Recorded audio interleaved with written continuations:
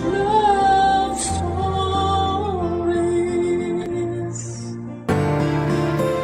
Ang pagkakaroon ng marangal na trabaho ay importante lalo na kung meron tayong tinataguyod na pamilya.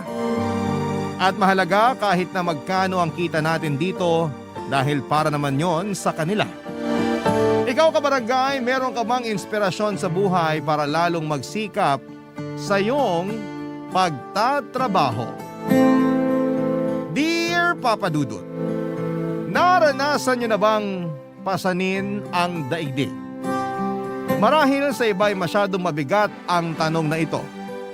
At baka isipin nila na may iba pa na mas mabigat ang pinagdaraanan kesa sa akin para masabi ko ang bagay na yan. Pero base sa mga naranasan ko bilang isang breadwinner ay sari-saring malungkot at mahirap na sitwasyon ang pinagdaanan ko sa kamay ng sarili ko pa talagang ina at kapatid. Kaya nga Papa Dudut, importanteng kumustahin din natin yung miyembro ng pamilya natin na mukhang matatag. Pero kinakaya na lang pala ang lahat. Bago ko umpisahan ang pagkukwento ko sa buhay ko ay pabati muna ng isang magandang tanghali sa inyo at sa mga kabarangay natin. Ako po si Stacy, 22 years old, taga Pasig at nagtatrabaho bilang call center agent. Marami nagsasabi na maswerte ako sa trabaho ko dahil nasa opisina raw, di aircon at hindi masyadong nag-iisip. Kasi sumasagot lamang ng tawag at malaki raw ang sinasahod.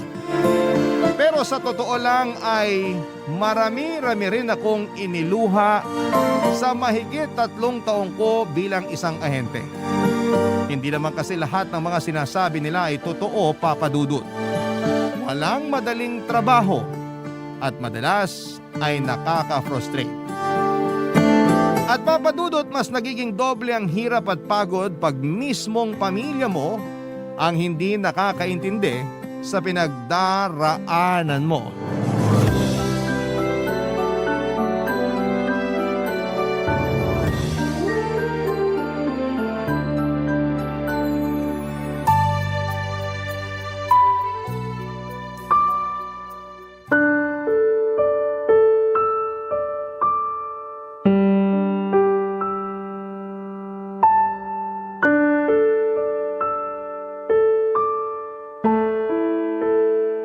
Stacy! Stacy, nak! Gising! Nay, bakit po? Anong bakit po? Siyempre may kailangan ako sa'yo kaya kita ginigising.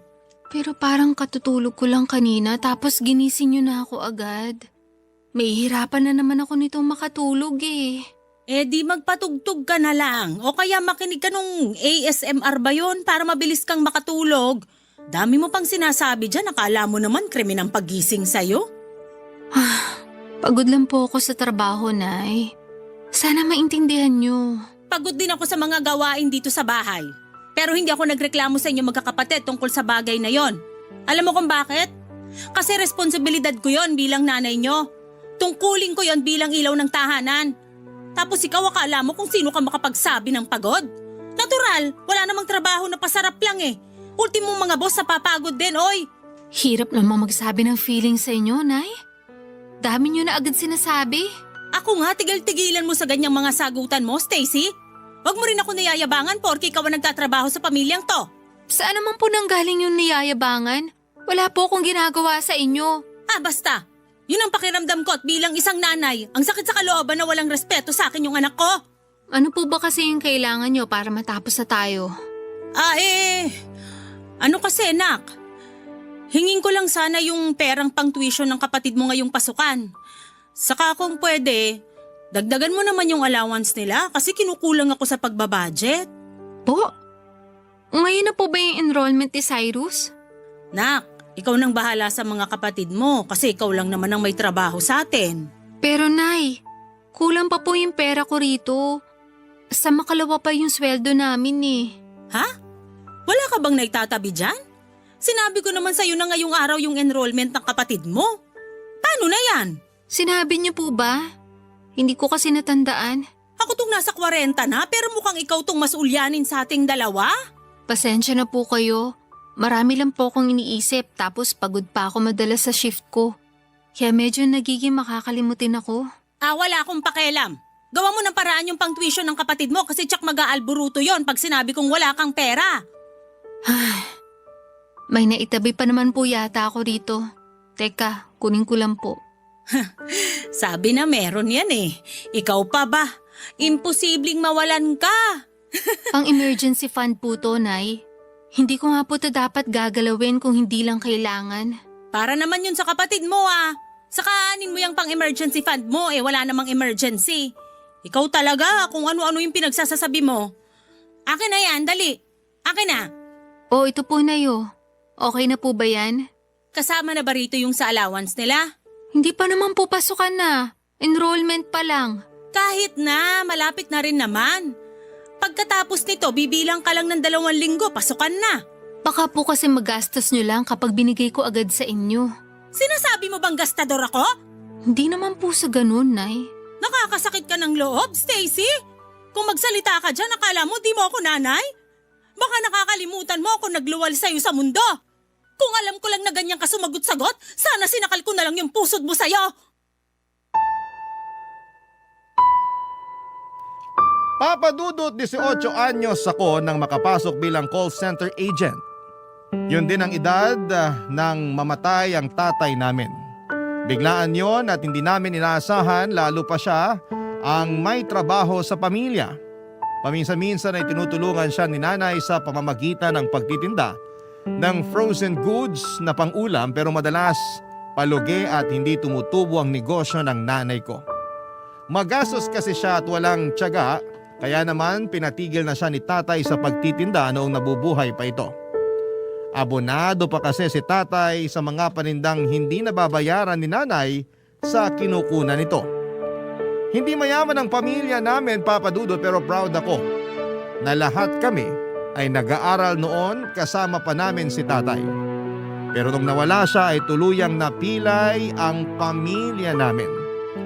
Kaya ako na ang nagkusang bumitaw sa pangarap kong makapagtapos ng pag-aaral, Papa Dudut.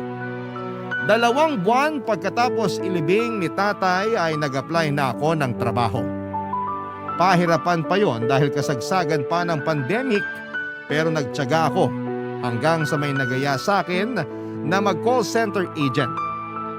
Natatandaan ko na umalis ako noon ng bahay na kapilang ang laman ng sikmura, kaya medyo nahihilo ako bago sumabak sa interview. Pero ginawa ko pa rin ang lahat ng makakaya. Kaya naman, nakapasa. Natapos ko rin ang training at naging regular at doon na nagsimula ang pakikipagsapalaran ko bilang isang agent. Unang schedule ko pa lamang ay medyo sinubukan na ang tatag ng katawan ko nang ilagay ako sa graveyard shift. Naging pang-umaga rin naman ako, pero lagi pa rin ako napupunta sa panggabing schedule hanggang sa kusa na lamang nakapag-adjust ang katawan ko. Papa Dudut, masaya ako kasi kumikita na ako ng pera na siyang pinangtutustos ko sa pag-aaral at pambaon ng 3 ko pang nakababatang kapatid. Pero sadyang ang hirap lang mag-budget. Lalo pa at maluho ang nanay ko at ang kapatid ko na sumunod sa akin na si Cyrus.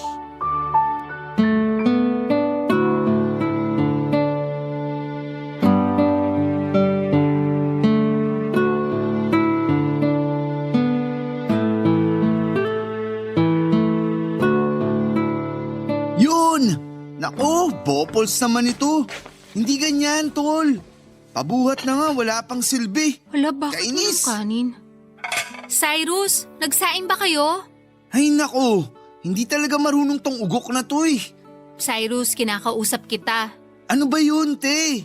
Istorbo ka naman. Kita mong may ginagawa ako. Ano ba yung ginagawa mo? Naglalaro ka lang naman. Ayan, natalo tuloy ako. Kasalanan mo to, ate. Wala akong ginagawa sa'yo ah. Dinadaldal mo kasi ako kaya na-distract ako. Nagtatanong lang naman ako. Ano ba kasi yung tinatanong mo? Kung hindi pa kayo nagsaing. Wala man lang kanin dun sa kaldero. Nagsaing kami, pero baka naubusan ka na. Bakit yun naman ako inubusan? Alam niyo naman kakain ako pag gising eh. Nakalimutan namin na tirhan ka. Napasarap ng kain, kaya simot yung kanin. Hindi niyo rin yata ako tinirhan ng ulam, no? Bumili ka na lang. May pera ka naman. Kesa naghanap ka ng wala. Damay mo na rin ako sa orderin mo, te. Nagutom ako bigla. Ano? Kung makaano ka, akala mo may patago kang pera, ah. Tsaka nagtitipid ako, Cyrus. Hindi ako pwedeng basta gumastos lang. Ang damot mo naman. Ako pa talaga yung madamot? Totoo naman eh. Di ka na nga ng libre kung ano-ano pang sinasabi mo. Kapal naman ang mukha mo. Baka nakakalimutan mo na ako ang ate sa ating dalawa. Hindi ko kaya yun nakakalimutan. Saka ikaw nga ang ate. Kaya dapat ikaw ang manlibre. Ikaw tong may trabaho at sweldo tapos ang kuripot mo. Oh, ba't parang dun pa lang sa may pinto, dinig ko na yung iringan yung dalawa. Si Cyrus kasi, Nay, sinasagot-sagot ako. Napakawalang respeto. Sumasagot ako kasi may bibig ako. Eh, ikaw naman ang nakatatanda. Ikaw na magpasensya, Stacy. O, dali, tingnan niyo tong mga pinamili ko. Pinamili? Oo, kasi nag-sale yung malapit na mall dyan, kaya pinuntahan ko na. Bihira lang naman mangyari yun, kaya bumili na ako. Meron po kayong pera? Ano pong pinambayad nyo dyan, Nay? Meron. Yung sweldo na binigay mo sa akin. Pero di ko naman inubos lahat dito. Baka sabihin mo naman dyan ay... Sigurado akong may sasabihin na naman si ate. Kasi pinang-shopping niyo yung pera na binigay niya sa inyo, Nay. At bakit? Wala na ba akong karapatang magsalita? Pero ko naman yan at para yan sa bahay natin. Hindi yan para pambili ng kung ano-ano, Nay. Laki-lakihan mo kasi yung bigay mo para naman may pang-shopping ako, nak. Naku, sa kuripot ni ate. Ayaw nga niya akong ilibre ng merienda, Nay. Kung nga hindi nyo tinirhan ng pananghalian tapos gusto mo ilibre kita? Ano ka, siniswerte? Nay, oh! Ay, bumili ka na lang sa labas, Stacy. May pera ka naman eh. Liit-liit na bagay, hilig mong palakihin.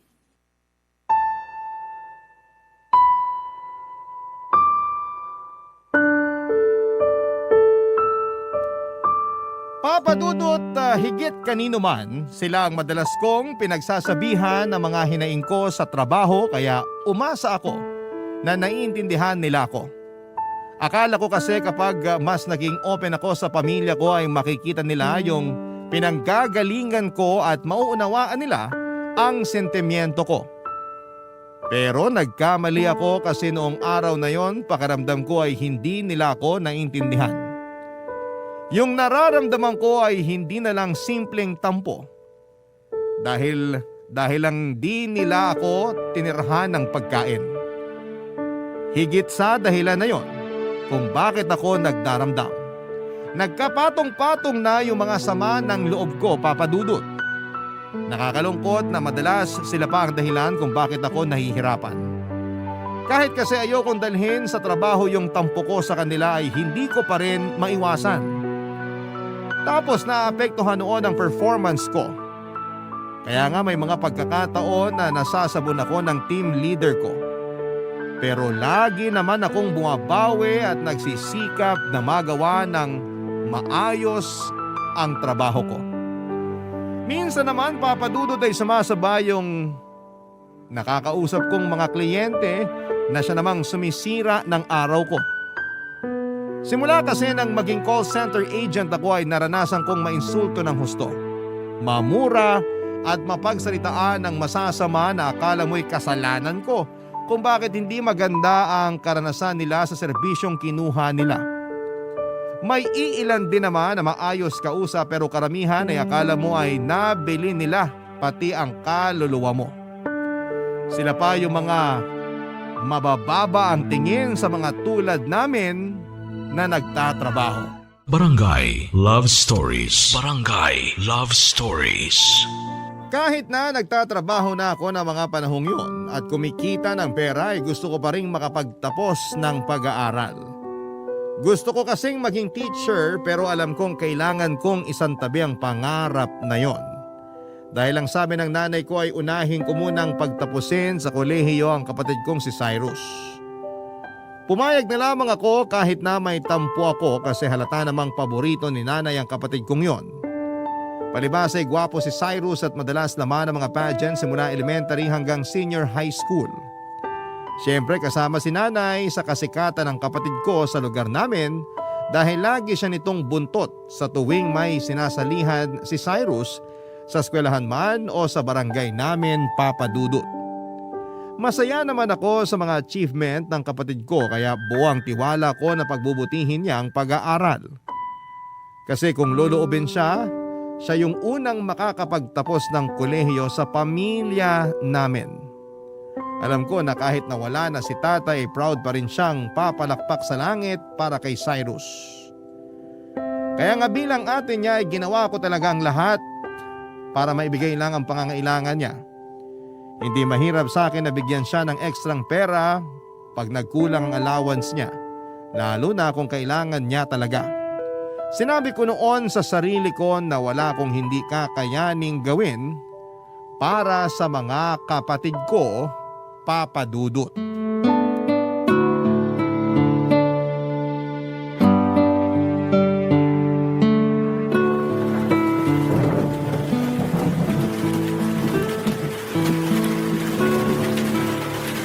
Ay, grabe naman yung ulan sa labas. Baha na dun sa may main road, Nay. Ganun ba? Buti nakauwi ka pa rito. Lumusong na ako kaysa naman mas stranded pa ako. Nagugas na lang ako dyan sa labas kasi nakakadiri talaga yung tubig baha. Kulay lupa. Sinabi mo pa. Eto anak, magkape ka muna. Baka nilalamig ka na dyan. Salamat po, Nay. Pero mamaya ako na po iinumin. Palamigin ko lang ng konti. Ikaw bahala. Ito po pala yung sweldo ko, Nay. Ay, akin na, dali. Kanina ko pa nga yan hinihintay. Pero teka lang, bakit parang kulang yata to ng 1,000? Malaki po kasi yung kaltas namin ngayong cut-off eh. Kaya yan lang po muna maibibigay ko, Nay. Nak, kulang kasi to eh. Meron pa naman po tayong bigas, di ba? Oo, mga 5 kilo pa yon. Tipid-tipirin po muna natin. Tapos bilhin na lang tayo ng ulam na hindi masyadong mahal. Para magkasya po yung binigay ko. Gusto ko pa naman sanang magnilagang baboy ngayon. Ang mahal pa naman ang kilo ng karne. Sakto sana sa malamig na panahon. Pwede naman po kayong bumili ng kalahati. Tapos damihan nyo na lang yung gulay at sabaw. Hindi kumakain ng gulay yung mga kapatid mo. Lalo na si Cyrus. Uy, nandito na pala yung maganda kong ate. Bakit bigla ka yatang bumait? Mabait naman talaga ako. Ngayon mo lang napansin? Ay naku, tigilan mo ko. May kailangan ka sa akin, no? Uy, paano mo nalaman? May salaing manghuhula ka ba? Kilala kong hilatsa ng bituka mo. Pero kung pera yan, ngayon palang sinasabi ko na wala akong maibibigay. Hindi naman pera. Laptop sana ate. Laptop? Kailangan ng pera pambili niyan. Wala ako nun. Kailangan ko kasi sa pag-aaral ko eh. Baka pwede mo magawa ng paraan. Pinagsasabi mo. Hindi naman ako dumadampot ng pera sa kalsada. Ay, sige na Stacy. Huwag mo nang pagdamutan yung kapatid mo. Para naman sa school niya yun. Para mapadali ang pag-aaral niya, kaya tulungan mo na yung kapatid mo. Hindi ko naman po pinagdadamutan si Cyrus. Pero wala akong pera pang bili ng laptop. Ang mahal-mahal kaya nun. Di utangin mo na lang tapos hulug-hulugan mo buwan-buwan para di mabigat sa bulsa. Ganun din kasi ginawa nung kumari ko para makabili ng cellphone na mamahalin. Parang ang gusto kong kumuha ng hulugan. Yan naman ang wag na wag niyong gagawin, Nay. At bakit hindi? Palagay mo sa akin, walang pambayad? Ganun na nga po. Kasi sigurado ako na ako pa rin na magbabayad nun. Kaya kung gusto niyo makunan ko ng laptop si Cyrus, wag na kayong makisabay. Tama si ate. Huwag na kayong makisabay, Nay. Naku, napakabalimbing nito. Basta sa susunod ako naman yung bilan mo, ha? Sakto kasi may gusto kong alahas. Inalok sa akin ang kumari ko. Ginto raw yun at nasasanla. Kahit yun na lang regalo mo sa birthday ko, nak.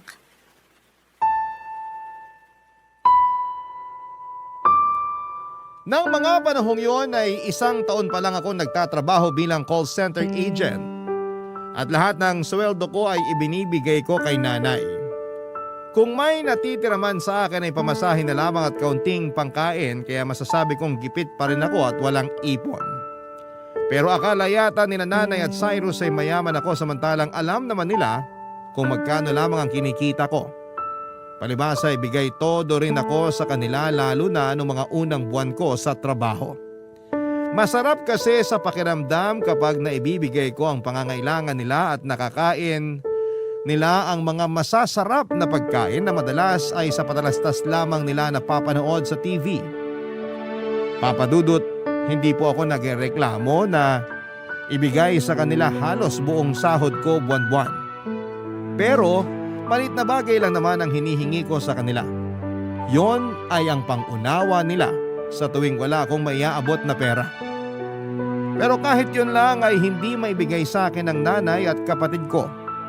Madalas ay silang dahilan kung bakit nahihirapan ang kalooban ko. Imbis kasi na pera, sama ng loob at tampo ang naiipon ko. At hindi pa talaga nakontento ang kapatid kong si Cyrus sa pagpapasama ng loob ko dahil nilubos-lubos pa niya Papa Dudut.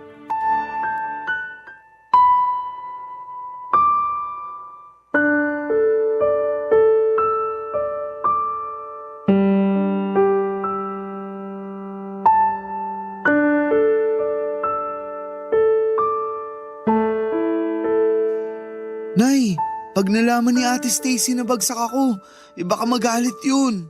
At bakit naman magagalit ang ate mo? Siyempre, siya nagpapaaral sa akin. Siya rin nagbibigay ng baon ko. Tapos, nag-request pa ako ng laptop sa kanya na hanggang ngayon, hinuhulugan pa rin niya. Nandun na tayo. Pero di ka naman siguro matitiis ng ate mo, nak. Sigurado kayo, Nay, ha? Oo. Nanay niyo ko kaya kilalang kilala ko na kayo. Maniwala ka sa akin. Parang nagbago na isip ko. Ayoko nang sabihin sa kanya. Pero magtatanong yon. Siguradong malalaman niya. Natatakot kasi ako na sumbatan niya. Maraming sasabihin yun, sigurado ako. Ako nang bahala. Susuyuin ko na lang siya bago pa siya magsalita. Sigurado kayo, Nay, ha? Oo, sabi. Hey, ikaw naman kasi bakit mo binagsak yung mga subject mo? Ano pong binagsak, Kambing. Nay? Ate, gising ka na pala. Nakakagulat ka naman, nak. Ano nga po yung sinabi niyo na binagsak? Ha? Ano kasi? Ate, huwag kang magagalit, ha? Bakit? Ano ba kasi yun? Pwede bang sabihin niyo na lang?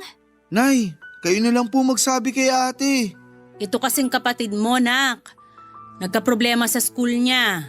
Ano pong problema? Hindi naman malala. Ano lang, yung 5 sa mga subject niya, bagsak. Pero 5 lang naman yun. 5 lang naman? Nay, ang dami kaya nun. Oo, pero babawi na lang daw yung kapatid mo sa susunod.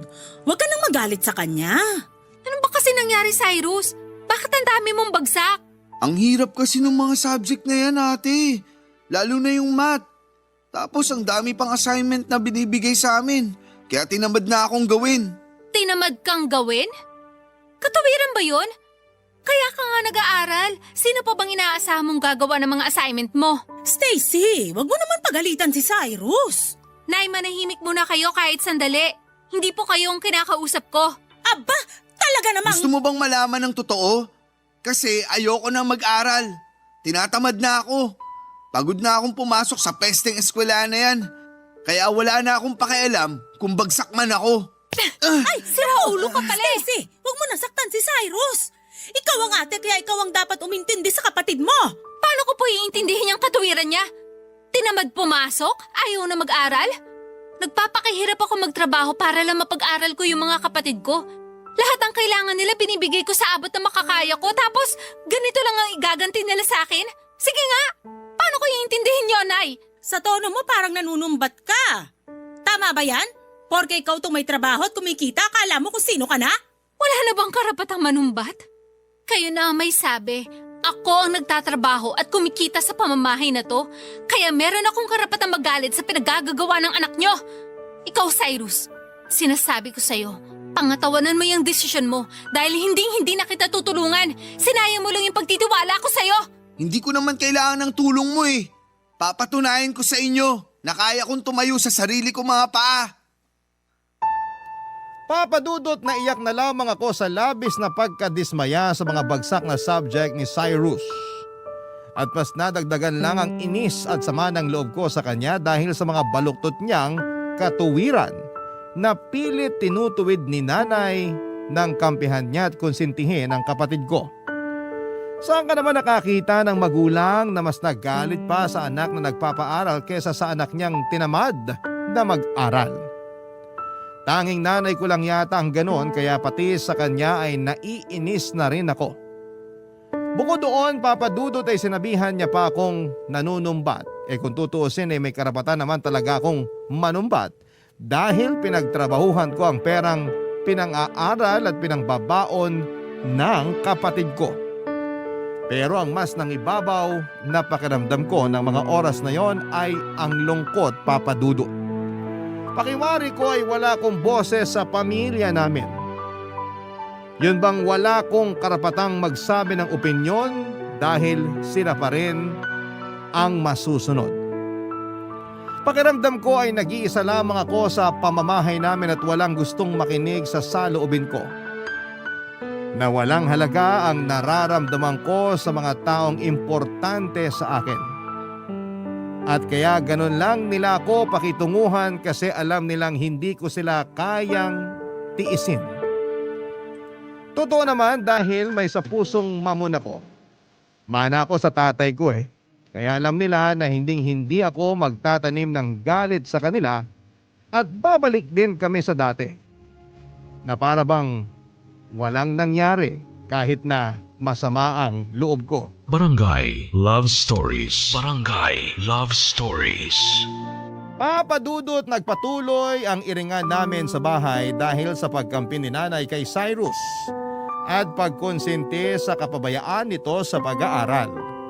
Ilang beses niyang sinabi sa akin na ako ang nakatatanda kaya dapat ay mas iniintindi ko ang nakababata kong kapatid. Pero nagmatigas ako dahil masama ang loob ko na hindi naman pala pinahalagahan ni Cyrus ang paghihirap ko para lang mapaaral siya.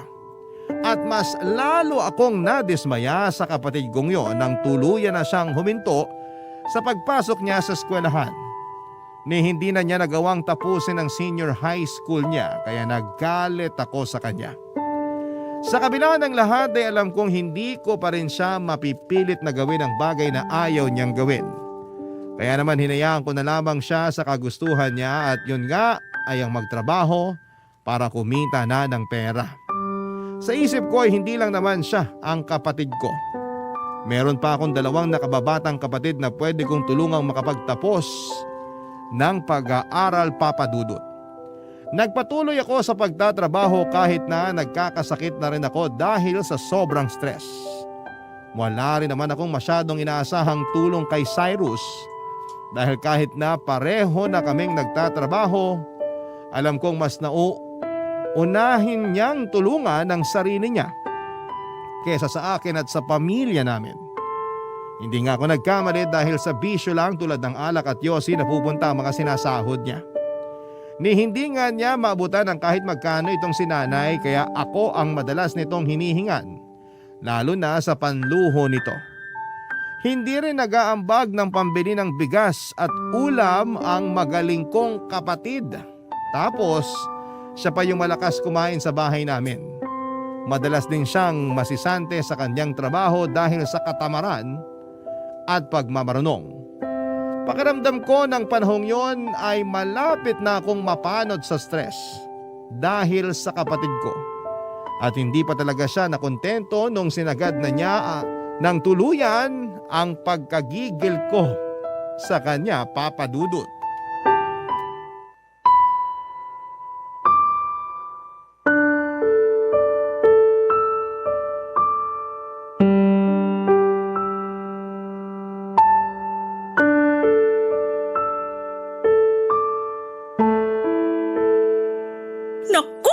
Excited na ako sa magiging apo ko. Proud talaga ako sa'yo, nak. Kasi ikaw ang unang magbibigay ng apo sa akin. Pero Nay, baka kung ano na naman masabi ni ate ha. Ano naman sasabihin niya, hindi naman siya yung buntis. Tumigil nga siya. Nandito na po ako. Grabe yung nangyari dun sa nasakyan kong UV Express. Ay, sandali.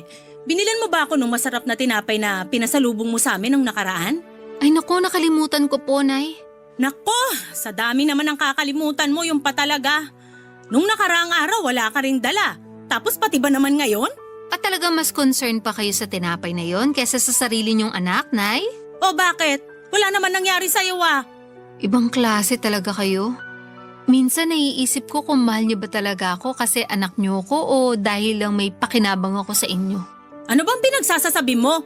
Palagay mo sa akin, ganun kasamang ina? Hindi po, pero yun kasi ang pinararamdam niyo sa akin. Mas mahal niyo pa yung anak niyong puro sakit lang ng ulo ang binibigay sa inyo. Nananahimik ako rito ate ha. Totoo naman ang sinasabi ko ah. Bakit, nasaktan ka ba? Kapag di ka pa tumigil dyan, papatulan na talaga kita. Sige, gawin mo. Akala mo hindi ako marunong lumaban, ha? Magtigil na nga kayong dalawa. Si Ate Stacy yung pagsabihan nyo. Nananahimik ako rito, biglang nagpaparinig. Parang tanga. Stacy, tumigil ka na ah. Sige, kampehan nyo na naman yung paborito nyong anak. Sanay naman ako na binabaliwala nyo eh. Sanay ka naman pala, bakit nagagalit ka pa? Kasi ang unfair nyo. Anak nyo rin naman ako pero kontratuhin nyo ako para lang akong gatasan dito. Mabait lang kayo sa akin kapag may naibibigay akong pera sa inyo eh. Pero pag wala, hindi nyo na ako nirerespeto. Sabihin nyo nga, ampun nyo ba ako? Kasi kung oo, baka maintindihan ko ba kung bakit ganyan ang ugali nyo sa akin? Pinagsasasabi mo dyan. Walang ganon. Anak kita, sa akin ka nang galing. Muntik pa nga ako mamatay nung iniiri kita tapos sasabihin mo lang na ampon ka? Baliw na babae to ah. Alam mo, masyado lang mainit ang ulo mo. Kumalma ka nga, Stacy. Maupo ka kasi may babalita kami ng kapatid mo sa'yo. Ano yun? Ikaw na magsasabi o ako, Cyrus? Ikaw na, Nay. Parang kinakabahan ako sa sasabihin yung dalawa. Nangyari na kasi to nung bumagsak ka sa mga subject mo sa school. Iba naman yung ngayon. Sigurado akong matutuwa ka, anak. Kasi magiging auntie ka na. Ano pong sabi nyo? Nakabuntis ako ate. Magkakabibi na ako. Ha? Paano nangyari yun? May girlfriend ka? Meron. Nabuntis ko na nga, di ba? Pero ang bata mo pa. Paanong bata pa? Nakabuntis na nga yung kapatid mo. Nay, paano bubuhayin ni Cyrus yung magiging anak niya? Napaka-irresponsable niyan. Walang ginawa kundi magbisyo at hindi marunong tumulong sa pamilya natin. Tingnan nyo, wala na nga ulit yung trabaho tapos nakuha pa niyang bumuo ng sarili niyang pamilya. Sino mabuhay noon, ako? Pwede ba? Huwag kang ang masyadong OA. Saka nasa edad na rin naman ng kapatid mo. Kaya na niya yan. Hindi ako naniniwala kasi hanggang ngayon wala pa rin siyang napapatunayan sa akin. Hanggang ngayon, puro lang sakit ang ulo ang nakukuha ko sa anak niyong yan. Tapos nagdagdag pa talaga siya ng responsibilidad? Bakit ba ganyan ka magsalita? Blessing yung bata. Ewan ko sa inyo, Nay. Puro na lang talaga problema tong pamamahay na to. Malapit na ako makalbo sa inyo.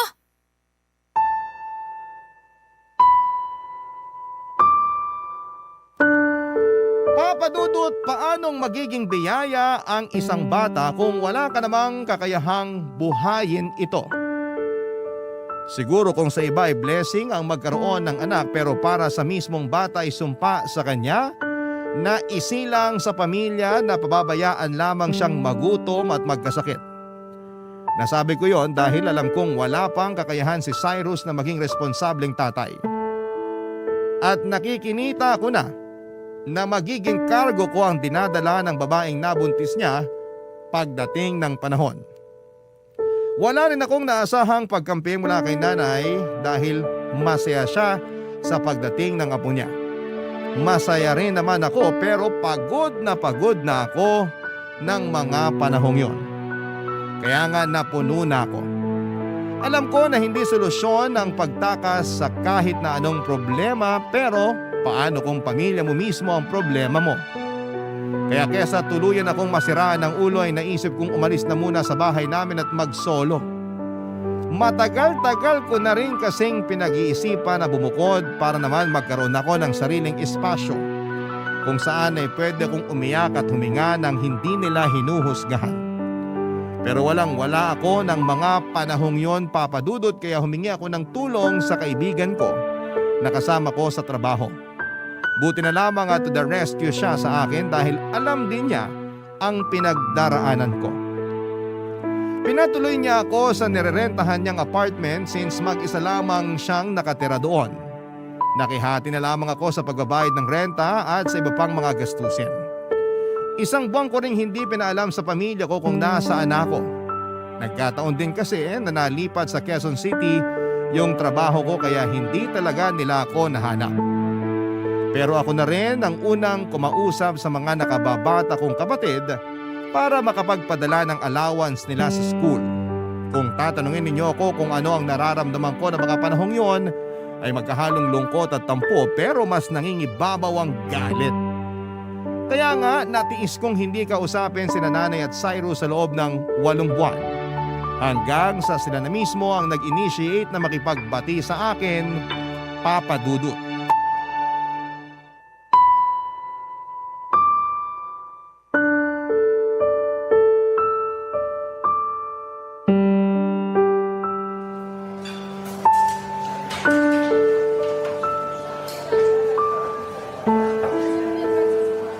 Nak, buti na lang pumayag ka na makipagkita sa amin ni Cyrus.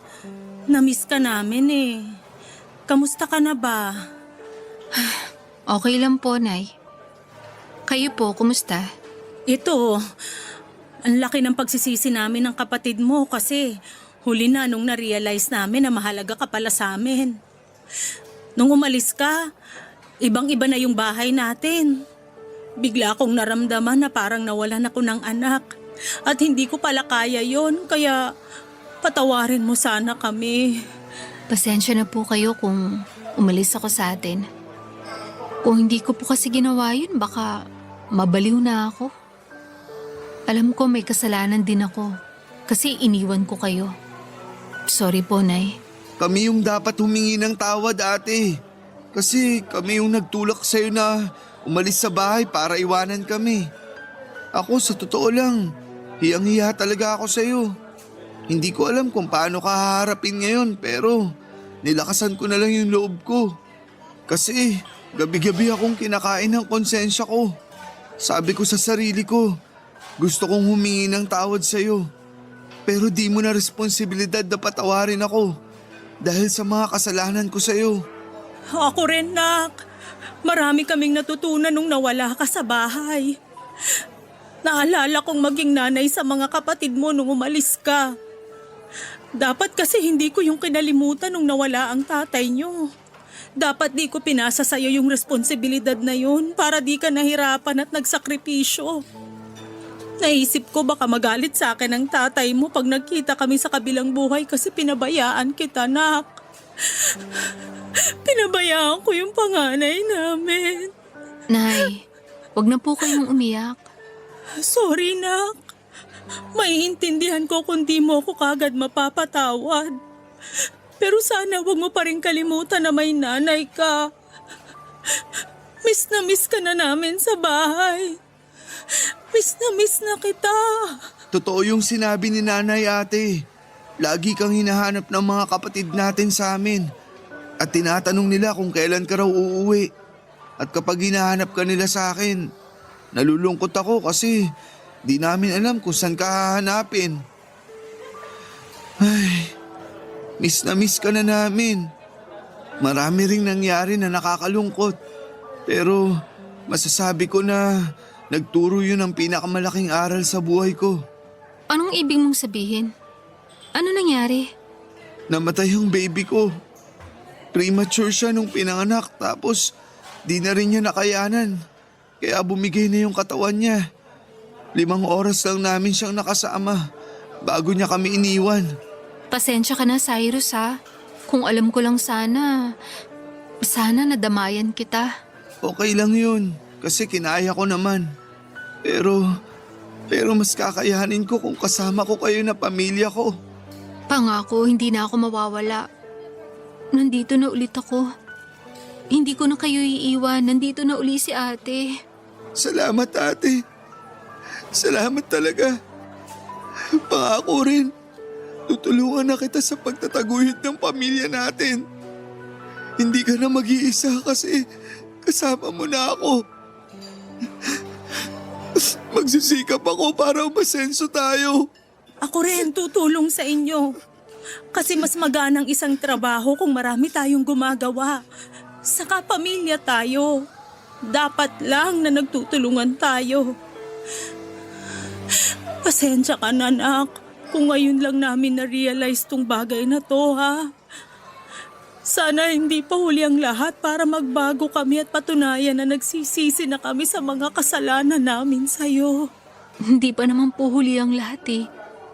Tungkol naman po sa mga kasalanan nyo, kalimutan na natin yun kasi nakaraan na yun. Kayo na ang nagsabi, pamilya tayo. At ang alam ko sa isang pamilya, bukod sa nagmamahalan, nagkakapatawaran din. Kaya pinapatawad ko na po kayo.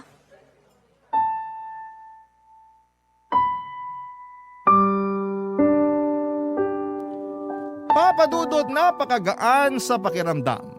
Napatawad ko na sina Nanay at Cyrus. Pamilya ko pa rin sila at hindi ko sila kayang tiisin ng ganon katagal. Marami lang talagang pumipigil sa akin noon na unang mag-reach out sa kanila. Pero nasa plano ko na rin nakausapin sila noon. Masaya lang ako dahil sila ang nagkusa. Mas lalo kong na-appreciate ang ginawa nila. At bagaman may malungkot silang binalita sa akin, alam kong mas makakaya naming harapin ang bawat pagsubok sa buhay namin ng sama-sama. Pamilya, Papa Dudut, ang takbuhan natin sa oras ng kagipitan at pangangailangan. Kaya nga dapat maging kakampi natin ang isa't isa. Sa mga magulang ay dapat magmumula ang pagbubuklod-buklod ng bawat miyembro at hindi ang pagkawatak-watak. Yun ang mga natutunan kong aral mula sa mga naranasan ko sa buhay. At yun din ang gusto kong ibahagi sa mga kabarangay natin ngayong araw. Bukod doon ay natutunan ko rin po ang tamang pagtulong. Yun bang hindi mo kailangang ibigay ang lahat kung ikaw lang din ang mawawalan sa dulo. Kaya nga may kasabihan na you cannot give what you don't have. Okay lang mapagod at magpahinga at unahin ang sarili para lalo kang mas makatulong sa iba. Isa pong mahigpit na yakap para sa lahat ng mga breadwinner. Saludo ako sa inyo dahil katulad ninyo ko. Sana nakukuha ninyo ang suporta na kailangan ninyo mula sa inyong pamilya. Higit sa lahat ay sana hindi ninyo sinosolo ang responsibilidad lalo na kung pwede naman nila kayong tulungan. Hanggang dito na lamang po ang sulat ko at maraming salamat po, Papa Dudut, sakaling mapili po ninyong i-air ang kwento ng buhay ko, and God bless sa Barangay Love Stories at sa Barangay LS 97.1. Ang inyong forever kapuso at kabarangay, Stacy. Nagustuhan ng iyong napakinggan? Ituloy yan via live stream sa www.gmanetwork.com/radio.